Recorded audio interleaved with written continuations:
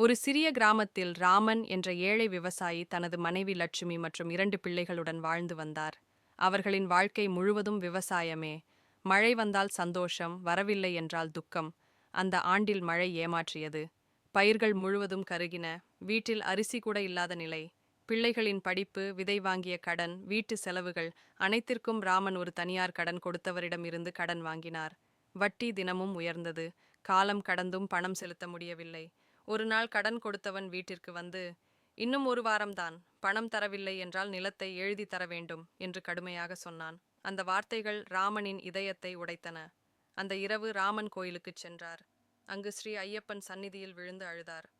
சாமி, நான் பெரிய பணக்காரன் இல்லை. உழைப்பை மட்டுமே நம்பி வாழ்கிறவன். என் பிள்ளைகளை தெருவில் நிறுத்தாதீர்கள். என் குடும்பத்தை காப்பாற்றுங்கள் சாமி. கண்களில் கண்ணீர் வழிந்தபடியே அவர் தூங்கிவிட்டார். அந்த இரவு கனவில் கருணை முகத்துடன் ஐயப்பன் தோன்றினார். ராமா, கவலைப்படாதே. நாளை உன் வயலுக்குச் செல். நம்பிக்கையை இழக்காதே என்று கூறினார். அடுத்த நாள் காலையில் ராமன் வயலுக்குச் சென்றார். அங்கு அவர் கண்ட காட்சி அவரை அதிர்ச்சியில் ஆழ்த்தியது. கருகியிருந்த பயிர்களில் புதிதாக பசுமை முளைத்திருந்தது. சுற்றிலும் மழை பெய்திருந்தது. அவருடைய வயலுக்கு மட்டும். சில நாட்களில் அந்த பயிர் நல்ல விளைச்சலை தந்தது. அதே நேரத்தில் அரசு உதவித் தொகையும் கிடைத்தது. விளைச்சலை விற்ற பணத்தில் முழு கடனையும் அடைத்தார். கடன் கொடுத்தவன் கூட ஆச்சரியத்தில், இது உன் அதிர்ஷ்டம் இல்லை, கடவுள் அருள் என்றான்.